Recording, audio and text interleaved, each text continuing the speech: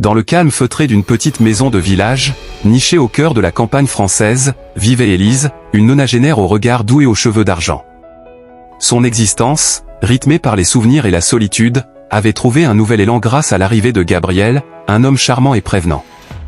Gabriel, avec ses manières douces et son écoute attentive, avait su gagner la confiance d'Élise. Il lui rendait visite régulièrement, lui apportait des fleurs, l'aidait dans ses tâches quotidiennes et écoutait ses récits avec une patience infinie.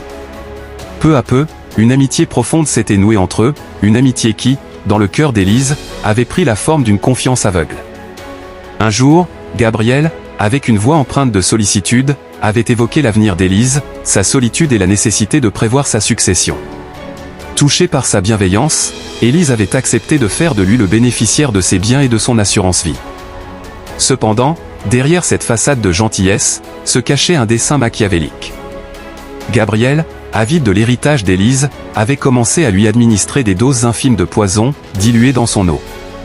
Jour après jour, la santé d'Élise déclinait, sa vitalité s'éteignait lentement, sans que personne ne se doute de la présence du mal invisible.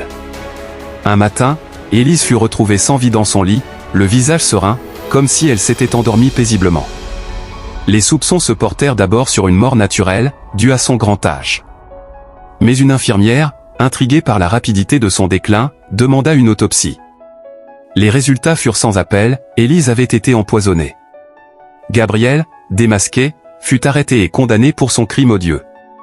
La petite maison de village, autrefois un havre de paix, devint le théâtre d'une tragédie, un rappel sombre de la vulnérabilité de l'innocence face à la cupidité.